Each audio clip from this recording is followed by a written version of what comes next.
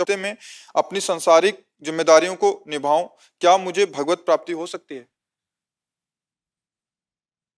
ये तो आपका चिंतन बताएगा कि आप किस कोटि का चिंतन करते हैं। भगवत प्राप्ति किसी क्रिया का फल थोड़ी है कि कोई तपस्या के द्वारा, तीर्थयाटन के द्वारा, स्वाध्याय के द्वारा या नाना प्रकार की यज्ञ आदि क्रियाओं के द्वारा भगवत प्राप्ति थोड़ी होती है। भगवत प्राप्ति तो समस्त त्रिगुणात्मिका माया के द्वारा रचे हुए आकर्षण का त्याग, जिसे वैराग्य कहते हैं, और अनन्य चेता सततम यो माम स्मरति नित्यशः तस्याहम सुलभा पार्थ। चाहे जो नाम रूप आप आराधन करें, हमारे ही प्रभु के शब्द, श्याम कहो, राम कहो, कृष्ण कहो, हरि कहो, जो भी नाम, वो अनंत नाम, अनंत रूप, अनंत महिमा। पर भगवत प्राप्ति शब्द जुड़ता ही अनन्य चिंतन से है। अव्यावृत भजनात् अखंड स्मृति, यस्य स्मरण मात्रेण जन्म संसार बंधनात् विमुच्यते नमस्तस्मै विष्णवे प्रभु विष्णवे। जिनकी अखंड स्मृति ही भवबंधन से हमें, दूसरा कोई उपाय नहीं। ये अगरबत्ती लगा लेना, थोड़ा भोग लगा लेना, ये भागवतिक शतोगुण वृत्तियां हैं। आपका आंतरिक चिंतन कहाँ है? भगवान भगवत प्राप्ति के विषय में कह रहे हैं, अनन्य चेता सततम यो माम स्मृति नित्य सा तस्याहम सुलभा पार्थ। मैं उसके लिए सुलभ हो जाता हूं। किसका? अनन्य चिंतन, भगवदाकार वृत्ति।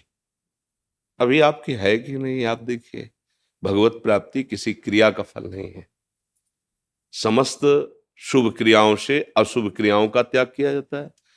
शुभ क्रिया को करते करते जब ये पता चला, जैसे जल निर्मल हो गया, तो शांत और निर्मल जल में तह में क्या ये दिखाई देता है, तब पता चलने लगा जो परम प्रकाशक अंतःकरण को जो प्रकाशित कर रहा है, वो शुभ अशुभ दोनों से परे, शुभ को भी त्याग दिया। अब वो त्रिगुणातीत चिंतन हो रहा है उसका। प्रभु का नाम, प्रभु की रूप, प्रभु की लीला, ये कोई त्रिगुण माया अंतर्गत थोड़ी है, ये तो त्रिगुणातीत है। हमारा चिंतन क्या हो रहा है? बस खास बात है, आप काली भजो, दुर्गा भजो, राम भजो, कृष्ण, वो सब एक ही तत्व है। तत्व सौ दो सौ नहीं, वो एक ही है। दो नहीं, वो जहां तक वो फिर वो लीला के लिए है। बस उसका चिंतन, जिसको पकड़ो उसके चिंतन में डूब जाओ। अब अवस्था, समय अपने पास इतना नहीं रह गया है, बहुत कम समय, कलयुगी जीव है। मान लो आपकी कितनी अवस्था है शरीर की? 68 है। अब पता नहीं कितने सेकंड है आगे, कितने सेकंड कोई भरोसा तो है नहीं। फांसी वाले सजा जो को तो उसको पता है कि अमुक तारीख को दी जाएगी, लेकिन अपने को तो वो भी पता नहीं, गेट से बाहर निकलेंगे कि नहीं निकलेंगे कोई पता नहीं।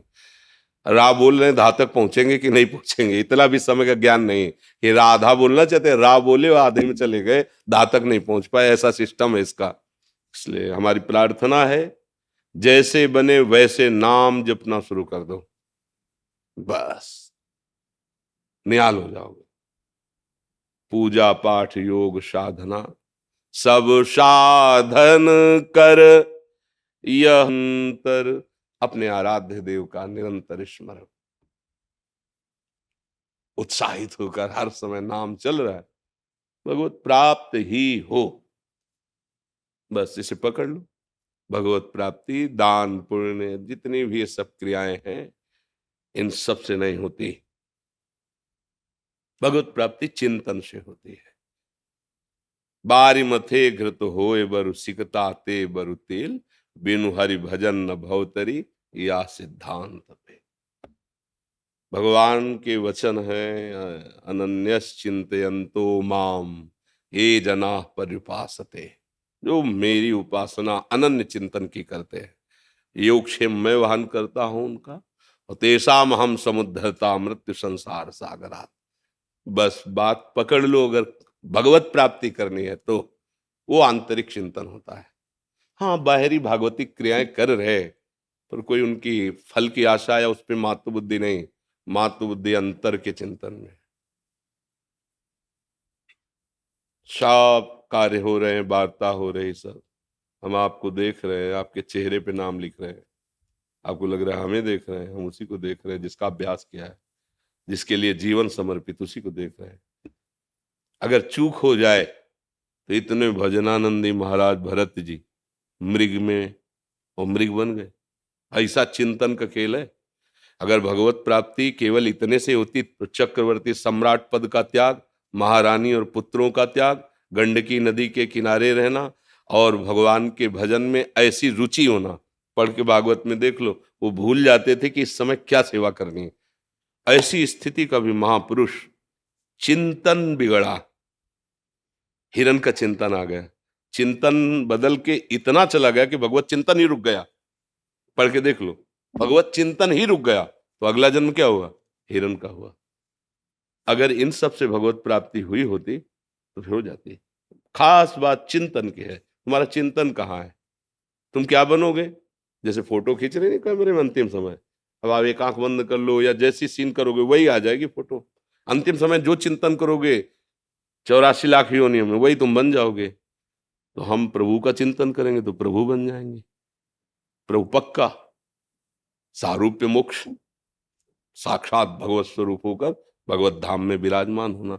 गीध देह तज धरि हरि रूपा, हरि रूप प्राप्त करके भगवान, इसे भगवत प्राप्ति कहते हैं। और वो होती है अखंड चिंतन अनन्य भजन से।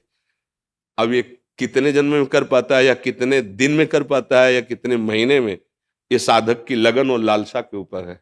छूट है इसी जन्म में भगवत प्राप्ति, बस अनन्य चिंतन। तद स्मरणेन परम व्याकुलते थे, राधा राधा राधा।